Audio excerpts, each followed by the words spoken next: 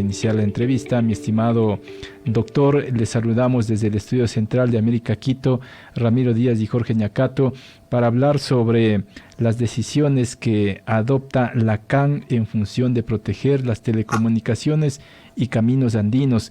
Como ya decía, Bolivia, Ecuador, Colombia y Perú ya aprobaron la decisión que establece la actualización de diversos lineamientos para la protección de los derechos de los usuarios en materia de telecomunicaciones. ¿Qué significa esto, doctor, para los países que integran la CAN? Le escuchamos. Muy buenos días. Buenos días, Jorge. Los saludo a usted.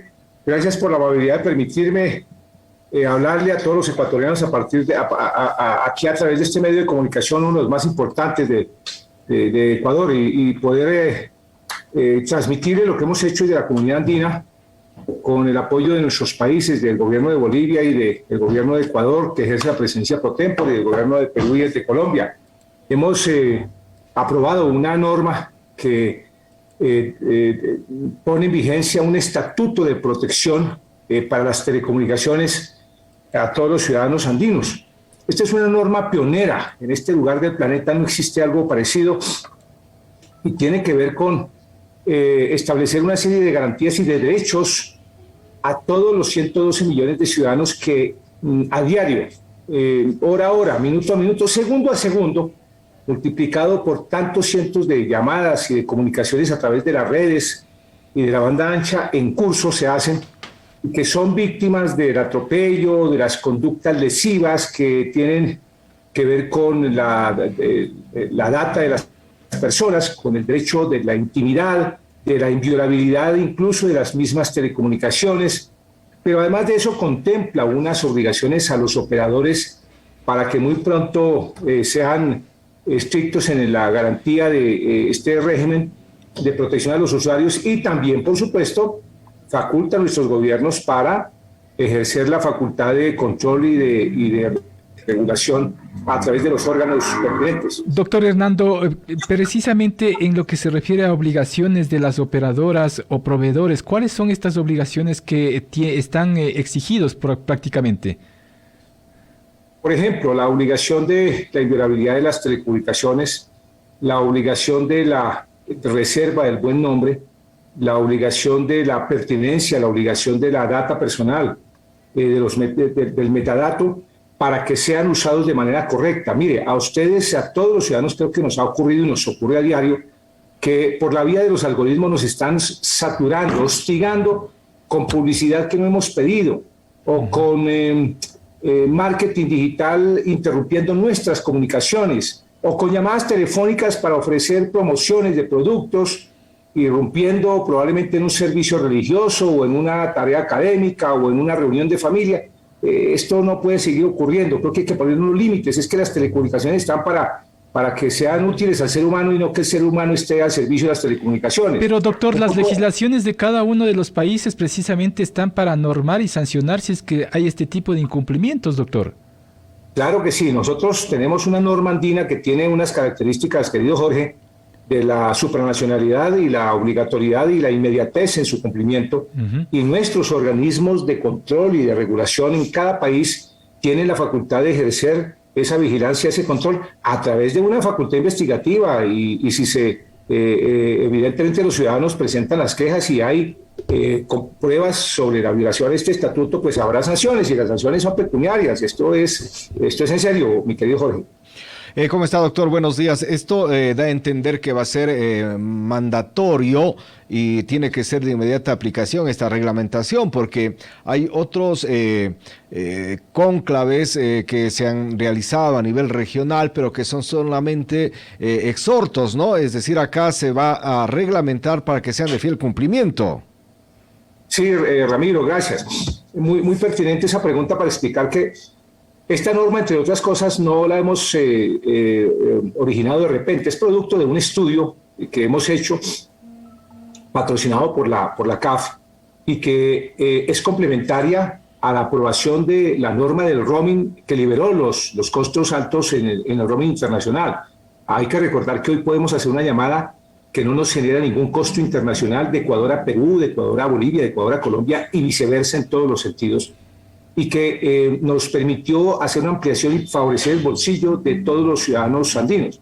Ahora mismo, este estatuto es complementario y es pionero en su género, y además de eso no significa que subalterne las medidas de control que nuestros países tienen expedidas por los legisladores de cada uno de los países, pero en todo caso, esta norma tiene, repito, las características de la norma andina de ser vinculante, de ser mandatoria. No es un glosario de recomendaciones, es una norma que obliga a los gobiernos para estar atentos a su cumplimiento, obliga a los operadores para que, desde luego, le den cumplimiento a todos los contenidos de la norma y le propende una serie de derechos a todos los usuarios que están ahí contemplados. Ahora, ¿en qué medida también se puede regular? Porque hay una diferencia enorme entre los países acá de la región, lo que cuestan o los costos de comunicación, que en su mayoría son entregados por operadoras privadas internacionales.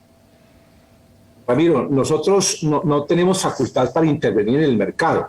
La norma interviene en la defensa de los derechos de los usuarios, pero no hace ninguna intervención de tarifas. No es un régimen tarifario, esto obedece a unas normas autónomas de cada uno de los gobiernos y de las reglas de juego de cada país. Entre otras cosas, valga la pena ilustrar que hoy en casi todos nuestros países hay una especie de mercado que es el que va regulando. El mercado es el que genera la regulación de los precios, y con esto, naturalmente, que vamos a buscar que una vez implementados los mecanismos a través de los software que las operadoras deben montar para proteger estos derechos, pues vengan unas competencias comerciales que siempre generen mucho más tarifas livianas. Ya lo hemos visto, con el roaming se vio. Mire, unas pocas semanas antes de la aprobación del roaming, ya a la entrada del aeropuerto en Bogotá, aquí en Quito, en La Paz y por supuesto en Lima, había promociones de roaming, de liberación de roaming. Quiere decir que el propio mercado va regulando, y lo que aspiramos es a que, por supuesto, en la comunidad andina tengamos la gran posibilidad de ofrecer unas tarifas que, comparativamente con el resto del continente y con muchos otros lugares del mundo, son mucho más blandas y asequibles a los ciudadanos, no solamente en telefonía, sino en datos, porque es que hay que recordar que después de la pandemia el ser humano se volcó más a la utilización para requerimientos académicos, incluso consultas médicas, temas sociales y el trabajo mismo, a la virtualidad, y en consecuencia estamos consumiendo mucho más datos, casi un 150% más de datos en el mundo entero, así que las tarifas también tienen que bajar en la medida en que aumentan los consumos o los consumidores. Doctor, el tiempo me está quedando cortito y también quiero aprovechar este minutito que me queda porque la CAN aprobó también una norma para impulsar la reactivación de turismo andino. ¿En qué consiste esto, doctor? Sí, señor, gracias, Jorge. Es una norma que aprueba unos recursos para comenzar a trabajar en el diagnóstico y avanzar en las rutas andinas, los caminos andinos, que tienen como origen o reminiscencia el famoso Camino del Campañán, que es un camino que nuestros indígenas en las distintas civilizaciones trazaron desde la Patagonia o desde el sur, casi desde el extremo último de Chile hasta la Sierra Nevada, y que no solamente son los hitos que hemos conocido, para poner un ejemplo de ballestas en Perú o de Galápagos en Ecuador, no, más allá existen cientos de caminos que queremos promover ante el mundo para que vengan muchos más turistas, cientos de miles de turistas asiáticos y norteamericanos y europeos, y nos dejen aquí ingresos que permitan redistribuirlos en la población y ser un mecanismo muy rápido de recuperación del aparato económico bastante diezmado por la pandemia. Esta es una iniciativa que ha generado el gobierno del presidente Lasso en el ejercicio de la presidencia pro tempore, y vamos a tener un resultado muy pronto, porque el turismo es un renglón, es un rubro que genera una recuperación económica muy rápido y que afecta positivamente o compromete positivamente a muchísimos sectores, a la aviación, a los transportistas, a las cadenas de restaurantes, a los transportadores terrestres, a los hoteles, en fin.